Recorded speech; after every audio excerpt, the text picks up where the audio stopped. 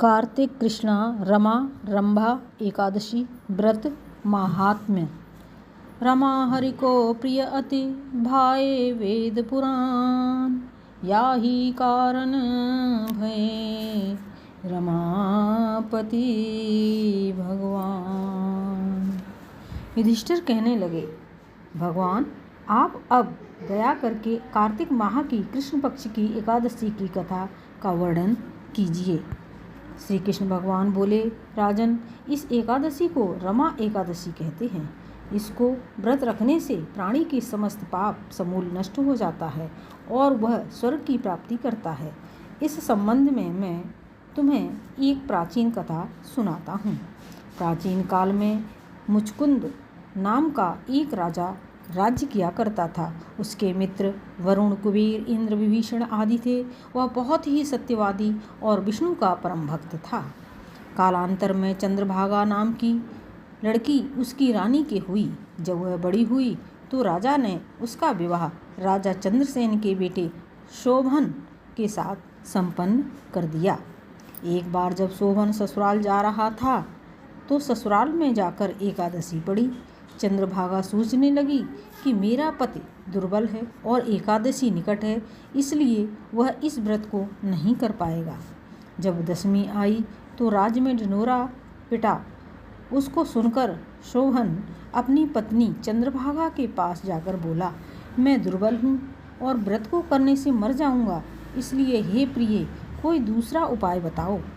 चंद्रभागा कहने लगी, प्राणेश्वर, मेरे पिताजी के राज्य में एकादशी के रोज कोई भी भोजन नहीं करता।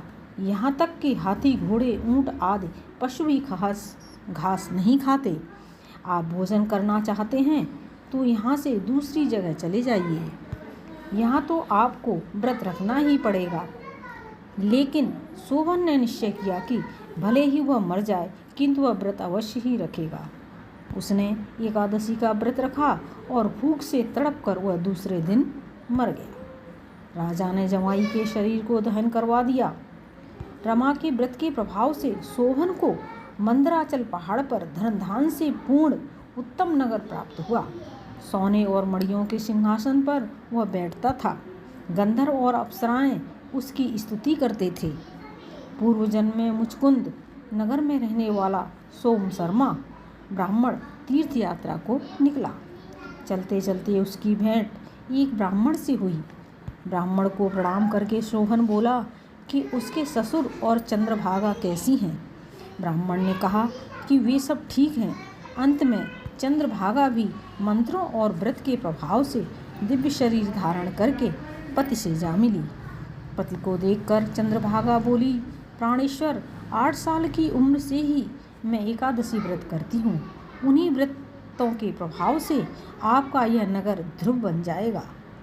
इस प्रकार चंद्रभागा अपने पति के साथ आनंद पूर्वक रहने लगी।